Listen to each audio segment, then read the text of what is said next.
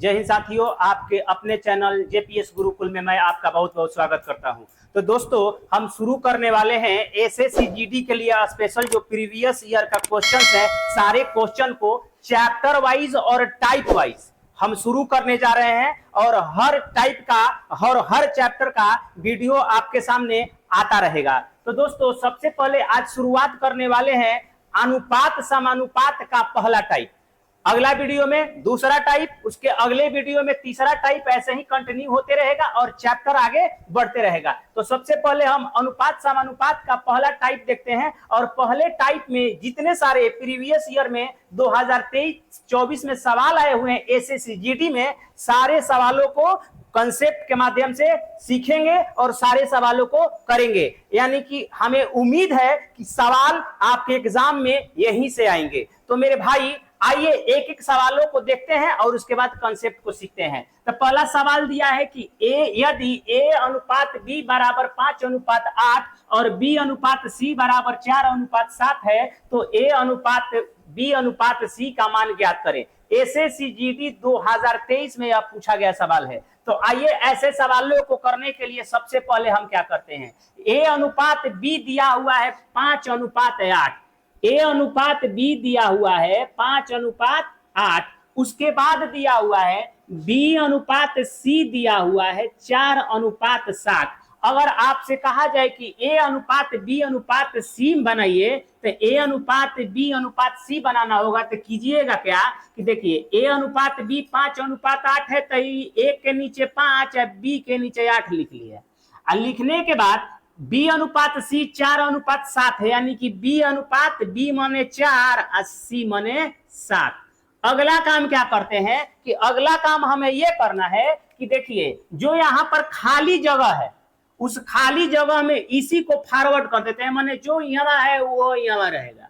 माने हेने वाला आगे वाला सरकारी जमीन है, जेकरा आगे पड़ेगा वो दखलिया लेगा। यानी कि 8 के आगे जगह है तो 8 इसको दखलिया लिया, और उसके बाद 4 से पहले इसके आगे फ्रंट पर जो जमीन है ये 4 दखलिया लेगा, यानी कि इसके आगे हो जाएगा 4। अब क्या करेंगे कि इन सबको कर देंगे गुना। गुना करेंगे तो बनेगा 5 का 20 और 4 आठे 32 और 7 आठे 56, यानी कि 20, 32, 56 आपका आंसर होगा। लेकिन ऑप्शन में 20, 32, 56 आंसर नहीं दिया है, ऑप्शन में दिया ही नहीं है। तब आप क्या करेंगे कि अगर कॉमन निकल के कटने लायक कुछ हो तो काट लेंगे। यानी कि 4 से कटेगा, 4 5 20, 4 आठे 32 आ 14 चौका 56, यानी कि 5:8:14 आपका आंसर होगा। 5:8:14, यानी कि ऑप्शन नंबर सी आपका राइट आंसर होगा, 5:8:14।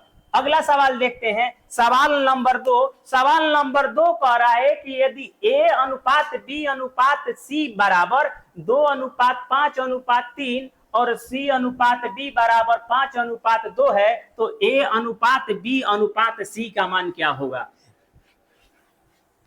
दोस्तों, इसको करने के लिए करेंगे क्या कि a अनुपात b अनुपात c दिया हुआ है, a अनुपात b अनुपात c दिया हुआ है 2:5:3, और आपको और दिया हुआ है c अनुपात d बराबर 5:2 दिया हुआ है। हम करेंगे क्या कि बस तो वैसे ही करना है जैसे हम पहले करते आए हैं। a अनुपात b अनुपात c अनुपात d निकालना है। यानी कि आपको करना क्या होगा, यानी कि यह 2 है, यह 5 है, यह 3 है। हमें c लिखा है 5 और d लिखा है 2, यानी कि इसके जगह जो आगे खाली है उसको भर देंगे। यानी कि इसके आगे खाली प्लॉट है तो 3 भर देंगे, इसके आगे जो खाली प्लॉट है सब में क्या भरा जाएगा, 5 भर देंगे। और इसको प्यार से गुना कर लेंगे, यानी कि 5 दूनी 10 और 5 5 25, 5 3 आई 15 और 3 दूनी 6, यानी कि 10, 25, 15 और 6 आंसर आएगा। देखते हैं option number B, 10, 25, 15, 6, option number B right answer हुआ। ये भी एसएससी जीडी 2024 का सवाल है। तो आइए मेरे भाई अगला सवाल करते हैं, क्वेश्चन नंबर 3। क्वेश्चन नंबर 3 दिया हुआ है, क्वेश्चन नंबर 3 करे कि यदि a अनुपात b बराबर 12:5 अब बी अनुपात सी बराबर 15:16 और सी अनुपात डी बराबर 4:7, यानी कि ए अनुपात बी अनुपात सी अनुपात डी निकाल लेंगे। यानी कि जब इसको निकालेंगे तो मेरे भाई क्या करेंगे कि 12 अनुपात यह 5 लिखेंगे, बी अनुपात सी दिया है 15:16, यानी कि बी बराबर 15 और सी बराबर 16। उसके बाद सी अनुपात डी दिया है 4:7, यानी कि सी बराबर 4 और डी बराबर 7, यानी कि फिर यही वाला काम, यानी कि जो खाली जगह है खाली जगह में सामने वाला जो प्लॉट है वही दखल कर लेगा, यानी कि 5 5। इसके आगे बच रहा है खाली जगह 16, तो 16 दखल कर लिया। इसके आगे बच रहा है 15, 15 दखल कर लेगा। इसके आगे बचा है प्लॉट 4 का, ये भी हो जाएगा 4, यानी कि इसको एक साथ। तो हमसे पूछा है आपसे सवाल में कि ए अनुपात सी क्या होगा, तो जब ए अनुपात सी पूछा है तो हमें डी तक जाने की जरूरत नहीं है, सीधे हम उठाएंगे ए को, ए वाले पोर्शन को उठा लेंगे, यानी कि कहेंगे कि 12 गुने 15 गुने 4, और सीधे सी को उठा लेंगे, सी वाले पोर्शन को, क्योंकि बी और डी की जरूरत नहीं है। तो जब इसको उठाएंगे तो 5 गुने 16 गुने 4, अगर दोनों में कुछ कॉमन हो कटने के लायक तो उसको काट भी लेंगे, काटेंगे यानी कि 4 को 4 से काट लेंगे, कट जाएगा, यानी कि 5 तिहाई 15, फिर 4 से कटेंगे तो 4 चौका 16, ये काटेंगे तो 4 तिहाई 12, यानी कि यहाँ पर 3 तिहाई 9 बनेगा और यहाँ पर 4 एकम 4 बनेगा, यानी कि आपका राइट आंसर होगा 9:4। Option number A is the right answer, यह आपका उत्तर सही होगा। आइए अगले सवाल को करते हैं। क्वेश्चन नंबर 4 कह रहा है कि यदि x बराबर 3/8y और y बराबर 3/4z है तो x अनुपात y अनुपात z का मान क्या होगा।